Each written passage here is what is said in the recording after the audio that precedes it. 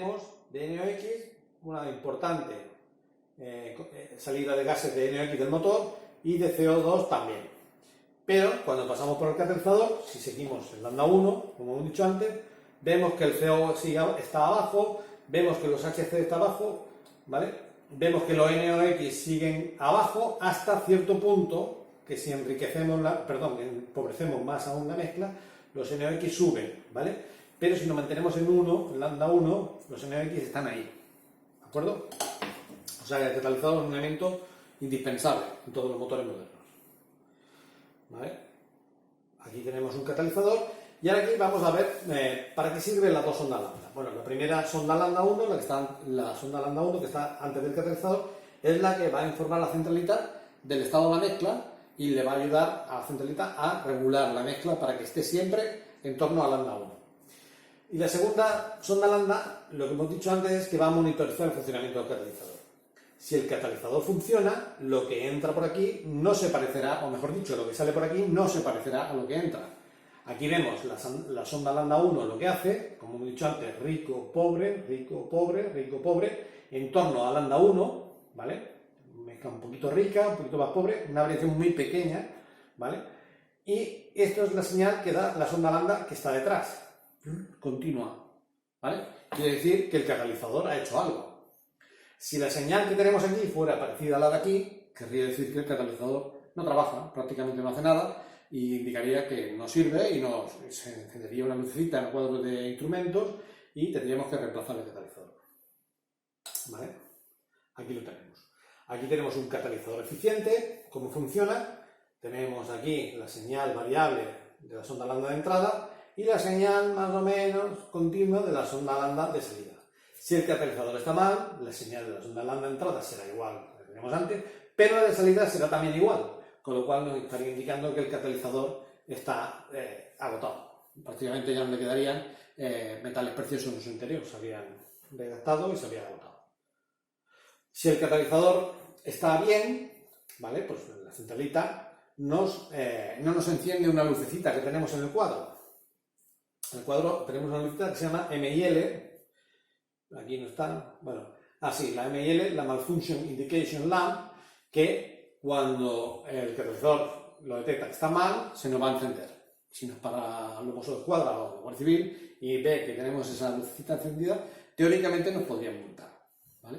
Así que es una imposición de la Unión Europea, en este caso, el sistema EOBD, European On-Board Diagnosis, para asegurar de que los vehículos cumplen con la normativa de emisiones contaminantes, incluso después de haber pasado de la producción, ¿vale?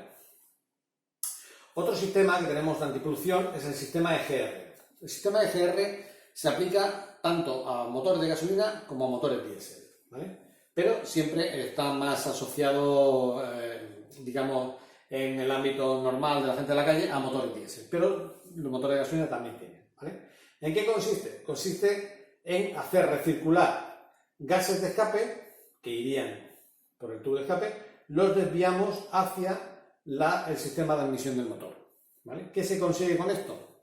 Bueno, se consigue rebajar la temperatura de la combustión, ¿vale? Aunque parezca mentira, el hecho de meter gases de escape en la cámara de combustión reduce la temperatura. ¿Y quién diría? No, pues debería ser más caliente todavía. Pues no, la temperatura de combustión es más baja. ¿Y qué beneficio tiene esto? Pues tiene beneficio de que reduce las emisiones de óxido de nitrógeno. ¿Por qué? Porque las reacciones químicas que producen los óxidos de nitrógeno son reacciones que se producen a altas temperaturas, ¿vale? Entonces, si conseguimos rebajar la temperatura de la cámara de combustión, conseguimos reducir esas emisiones. Y un sistema es este, ¿vale? En los sistemas diésel modernos se utiliza un intercambiador de calor, ¿vale? Para enfriar un poquito los gases de escape y conseguir todavía un efecto mayor todavía de reducción de óxido de nitrógeno, ¿vale?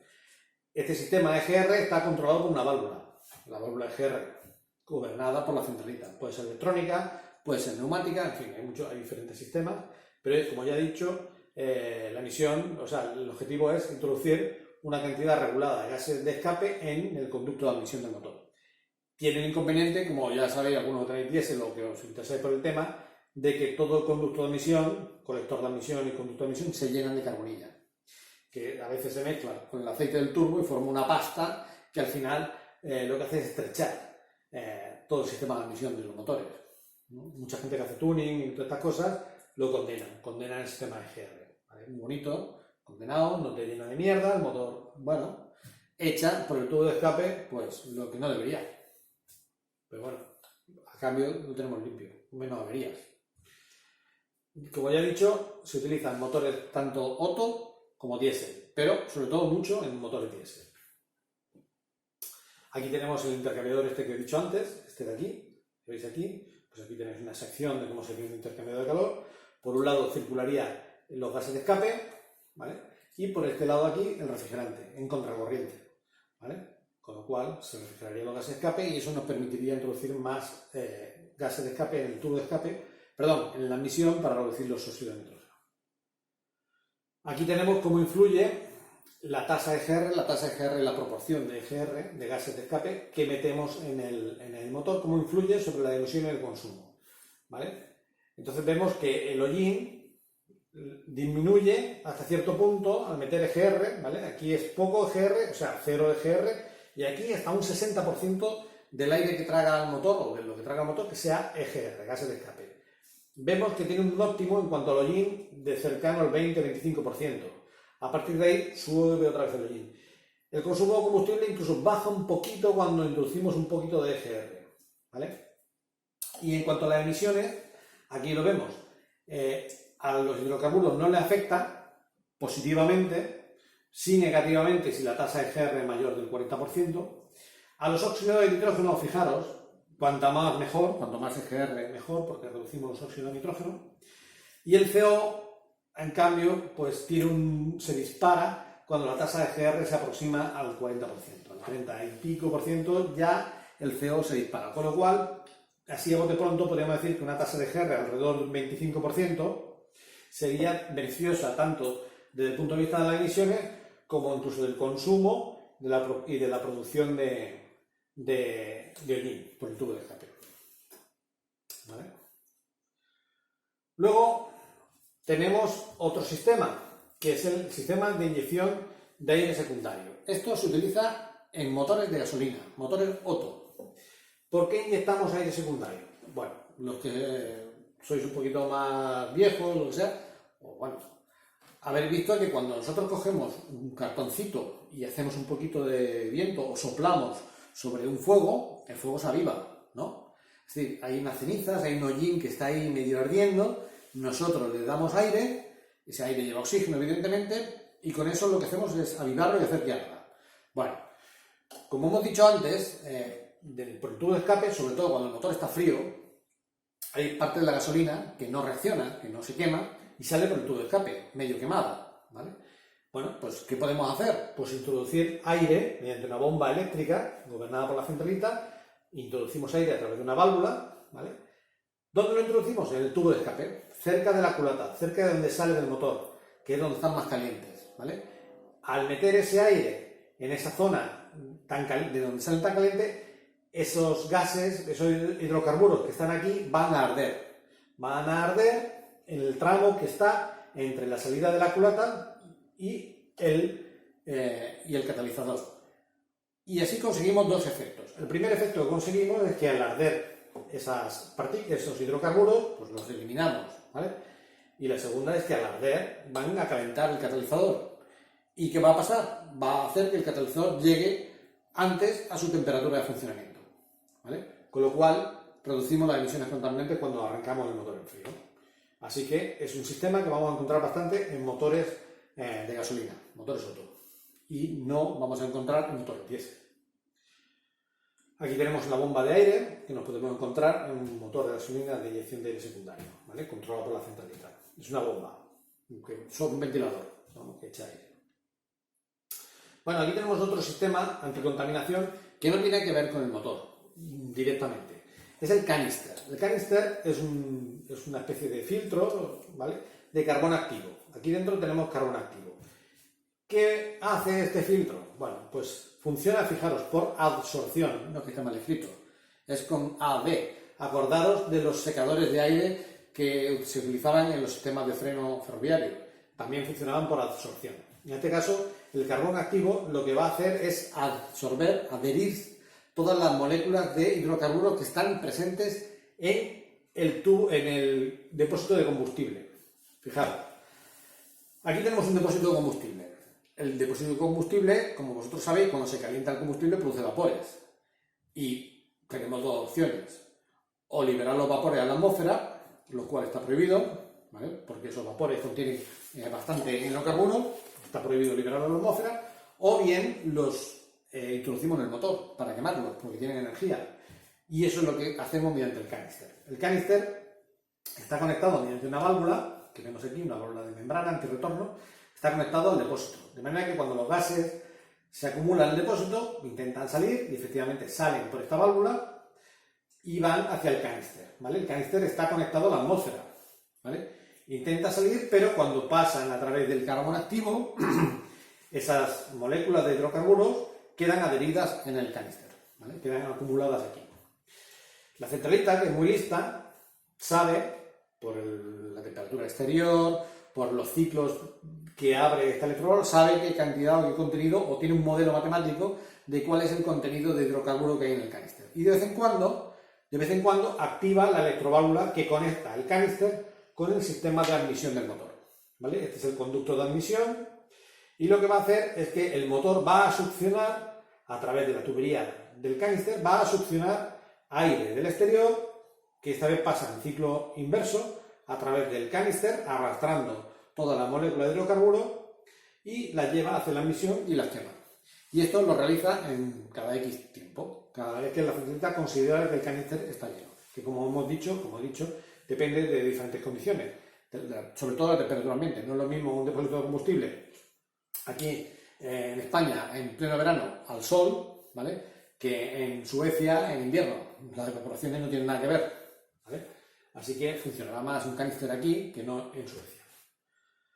Bueno, y los canister lo llevan sobre todo lo llevan también los diésel, pero sobre todo los motores de gasolina. ¿Por qué? Porque la gasolina es más volátil. Al ser más volátil, produce más vapores, ¿vale? Ese es el canister. Luego aquí tenemos otro sistema antipolución exclusivo de los motores diésel, ¿vale? En este caso es el sistema de inyección de urea. La urea es lo que nosotros echamos cuando hacemos pis, ¿vale? Ácido úrico, urea, en fin. Y tiene un alto contenido en amoníaco, ¿vale? De manera que si el motor echa una serie de emisiones, bueno, nosotros hemos puesto aquí todos los sistemas posibles para reducir las emisiones, pero incluso después del catalizador salen emisiones de óxido de nitrógeno, ¿de acuerdo? Si nosotros en un momento determinado detectamos que las emisiones de nitrógeno son muy altas mediante un sensor de nitrógeno, que ya lo conocéis, este sensor tiene un circuito eléctrico que le da la señal a la centralita. Entonces la centralita determina de que hay que activar un inyector de urea, un inyector que está en el tubo de escape. Ese inyector se activa, se abre y la urea que está en un tanque se pulveriza delante de un catalizador especial que se llama SCR, que es Selective no sé qué Reduction, Catalyst Reduction, un catalizador de reducción selectiva que mezcla ese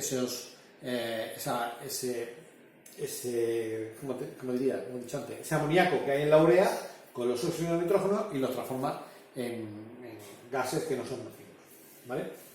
Entonces, monitorización de los valores de NOx, aguas abajo del catalizador y control de la cantidad de urea inyectada, ¿vale? La optimización del contenido de urea inyectada mejora la eficiencia de purificación del catalizador. El tanque urea, esto diréis, ¿y esto qué es? Pues esto es el AdBlue, que venden en las gasolineras. Muchos habéis visto o tendréis coches que utilizan AdBlue, pues eso es urea. Y muchos coches modernos llevan el tanque normal de combustible y un tanque adicional de urea que hay que ir rellenando, ¿vale? Seguimos.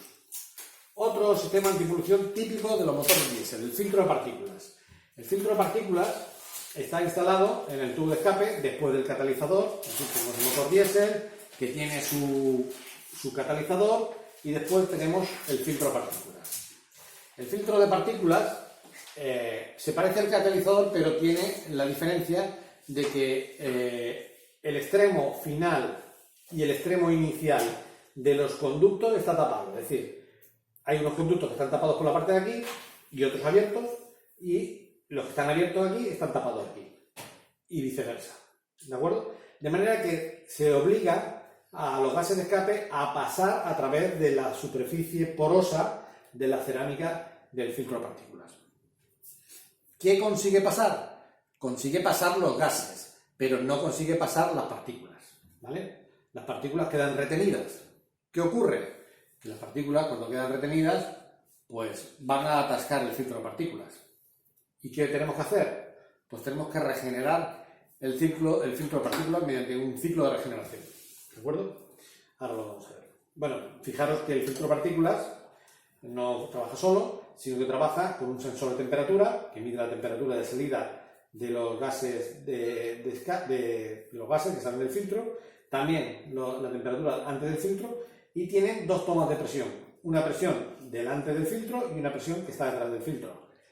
Cuando la presión son muy parecidas, es que el filtro está filtrando y trabaja bien. Pero cuando la presión de esta sube y esta no, quiere decir que el filtro se está obstruyendo. Esto le da una idea a la centraleta de cuándo tiene que realizar un ciclo de regeneración, que es esto que tenéis aquí.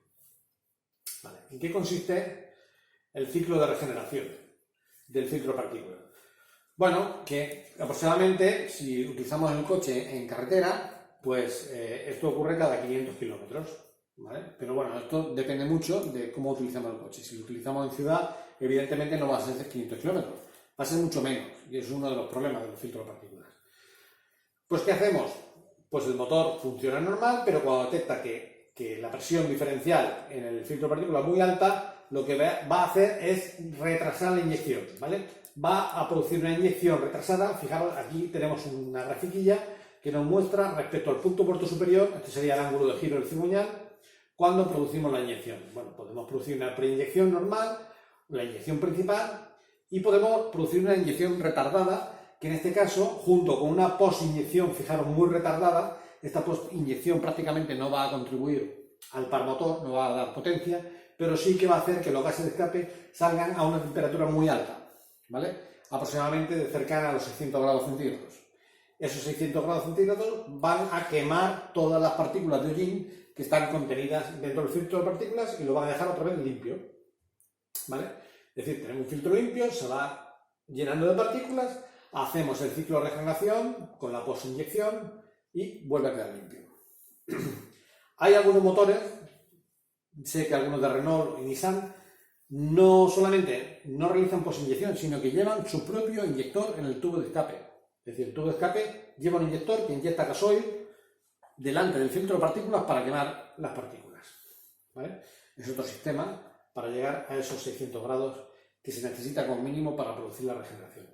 Y esta es una de las razones por la que un coche que circula por ciudad, que siempre está en frío, que lo utiliza para llevar a los niños al colegio, y si tiene filtro de partículas va a acabar atascado y no va a poder regenerarse, porque no va, en ciudad es prácticamente imposible llegar a los 600 grados centígrados. ¿Qué hay que hacer? Pues sacarlo de autopista, pisarle el acelerador a fondo para que alcance temperatura importante y poder regenerar el filtro de partículas. Aquí tenemos cuál es el aspecto de un filtro de partículas, ¿vale? Por donde entrarían los gases de escape, donde tendríamos los diferentes sensores, las tomas de presión, etcétera, etcétera. Y ahí estaría pues, el monolito cerámico del filtro de partículas, ¿vale? Y esta es la presentación que corresponde a esta parte de la UF2. Y nada, en breve os enviaré unas preguntas relacionadas con esto que tenéis que responder y yo evaluaré y bueno, y seguiremos en contacto, ¿vale? Espero que os haya servido de algo la explicación. ¿De acuerdo? Gracias.